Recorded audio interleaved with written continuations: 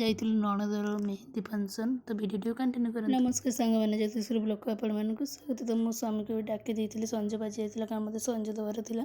ତ ମୋର ଗଧିଆ ସ୍ୱାମୀକୁ ଦେଖ, ଭିଡ଼ିଓ କଣ୍ଟିନ୍ୟୁ କଲେ ସବୁ ଜାଣିପାରିବେ। ତ ମୁଁ ଏଠି ସଞ୍ଜ ଦେଉଥିଲି, ସଞ୍ଜ ଦେଲାବେଳେ ଜୋରରେ ବର୍ଷା ଆସି ଯାଇଥିଲା। ପୁଣି ଏପଟେ ଆମକୁ ନଣନ୍ଦର ମେହେନ୍ଦି ଫଙ୍କସନ୍ରେ ଯିବାର ଥିଲା। ବାବା ପାଇଁ ମୁଁ ଚା ବନାଉଥିଲି, ଚା ବନେଇ ସାରିକି ଜଳଖିଆ ଖାଇ ଦେଇଥିଲି।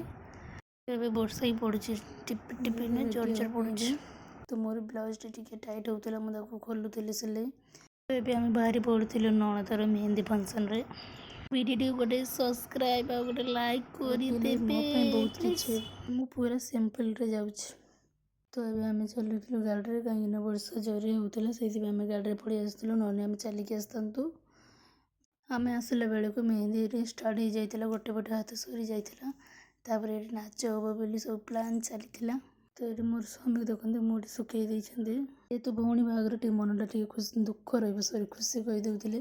ତ ଏଠି ମୋର ଶାଶୁକୁ ଦେଖନ୍ତୁ, ତାପରେ ମୁଁ ବି ପୁରା ସିମ୍ପଲ୍ରେ ଯାଇଥିଲି।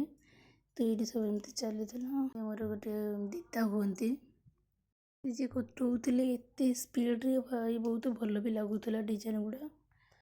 ଡେକୋରେସନ୍ ବି ବହୁତ ଭଲ ଲାଗୁଥିଲା ମୋତେ। ଖାସ୍ ମୁଁ ଯଦି ଟିକେ ଏମିତି ମେହେନ୍ଦି କରିପାରିଥାନ୍ତି। ତାପରେ ଏଠି ନାଚ ଷ୍ଟାର୍ଟ ହେଇଯାଇଥିଲା। ତ ମୋର ନାଚିବାର ଇଚ୍ଛା ଥିଲା, କିନ୍ତୁ ମୁଁ ନାଚିନି, କାହିଁକିନା ମୋତେ ଲାଜ ଲାଗୁଥିଲା। ତ ଆମର ନଣନ୍ଦ ଭାଉଜମାନଙ୍କୁ ଛାଡ଼ି ଦେଇ ପଳେଇବ, ତ ଟିକେ ଦୁଃଖ ବି ଲାଗୁଛି। ଏଠି ସବୁ ସଜାସଜି ଚାଲିଥିଲା। ତ ଏଠି ସମସ୍ତେ ଦେଖୁଥିଲେ ମେହେନ୍ଦି ଫଙ୍କସନ୍ରେ, ସମସ୍ତେ ମେହେନ୍ଦି କଟାଉଥିଲେ। ମୋର ବି ଟିକେ ମନ ଶୁଖି ଯାଇଥିଲା ଯେ ମୁଁ ମେହେନ୍ଦି କେମିତି କଟେଇବି। ତାପରେ ମୁଁ ଆଉ ଜଣେ ନଣନ୍ଦକୁ କହିଲି କି ମୋର ଗୋଟେ ମେହେନ୍ଦି କଟେଇ ଦିଅ, ସେ କଟେଇ ବି ଦେଲେ। ଯେତେବେଳେ ଭିଡ଼ ହେଲେ ମୁଁ ଉଠେଇ ପାରିବି ନ ଉଠେଇ ପାରିବି, ସେଥିପାଇଁ ମୁଁ ଆଗ ଉଠେଇ ଦେଇଥିଲି। ତାପରେ ଉଠେଇ ସାରି କିଛି ସରବତ ପିଇ ଦେଇଥିଲି, ସରବତ ନାହିଁ ସ୍ପ୍ରାଇଟ୍। ତ ଏଠି ଖାଇଥିଲି। ମୋର ସୁନ୍ଦରୀ ଭାଣିଜୀକୁ ଦେଖନ୍ତୁ, ବହୁତ କ୍ୟୁଟ୍ ଲାଗୁଛି। ମୋର ମେହେନ୍ଦି କରିବା ଷ୍ଟାର୍ଟ ହେଇଯାଇଥିଲା, ତ ମୁଁ ନଣନ୍ଦକୁ କହିଥିଲି, ସେ କଟେଇ ଦେଲେ। ଏପଟେ କନ୍ୟାରେ ବି ମେହେନ୍ଦି ହେଉଥିଲା, ଏପଟେ ମୋର ବି ହେଉଥିଲା। ମୋର ନୁହେଁ, ସମସ୍ତଙ୍କର ବି ହେଉଥିଲା। କହିଲି କି ମୋର ସିମ୍ପଲ୍ରେ ମେହେନ୍ଦି କରିଦିଅ।